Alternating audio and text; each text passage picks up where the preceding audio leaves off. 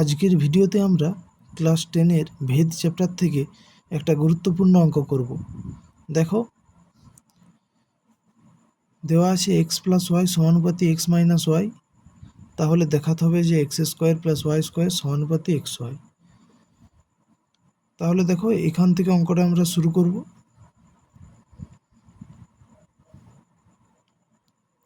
তাহলে দেখো, সমানুপাতি চিহ্ন তুলতে হলে একটা সমানুপাতিক ধ্রুবক গুণ করতে হয়। তাহলে এখান থেকে আমরা লিখতে পারি এক্স প্লাস ওয়াই সমান কে ইন্টু এক্স মাইনাস ওয়াই, যেখানে কে হলো অশূন্য ভেদ ধ্রুবক।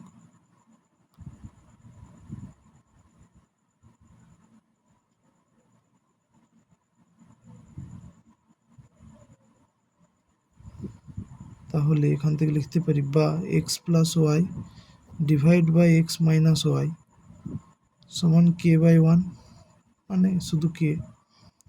এরপর দেখো, এই অংশটার আমরা যোগভাগ প্রক্রিয়া করব। যোগভাগ,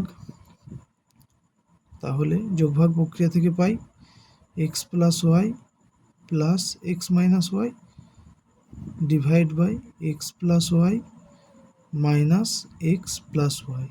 ডান দিকটাও একই, K plus one divide by K minus one. তাহলে দেখো, এখানে ব্র্যাকেটে লিখে দেবো যোগভাগ প্রক্রিয়া থেকে পাই, যোগভাগ প্রক্রিয়া থেকে পাই।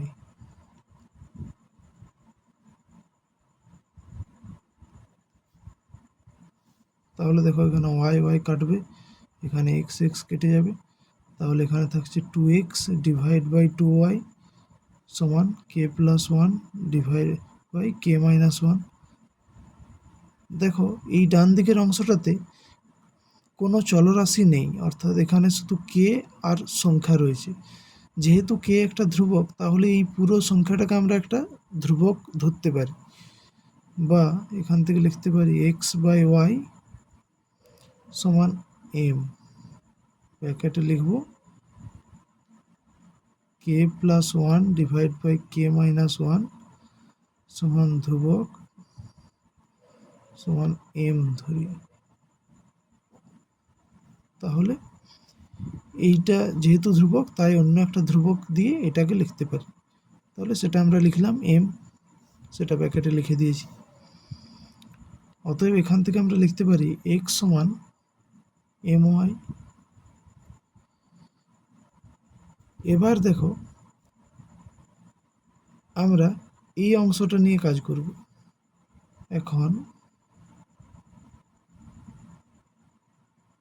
X square plus Y square divide by x y equal to এক্সের জায়গাতে এম ওয়াই বস করাবো এরপর।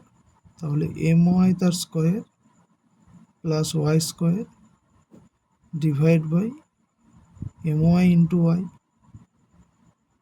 তাহলে দেখো, উপর থেকে ওয়াই স্কোয়ার যদি কমন নিই, তাহলে m square plus one divide by m y square. তাহলে দেখো, ওয়াই স্কোয়ার উপর নিচে কেটে যাবে।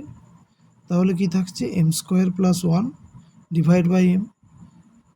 তাহলে এই সংখ্যাটাতে দেখো কোনো চলরাশি নেই, তাহলে এটাও ধ্রুবক।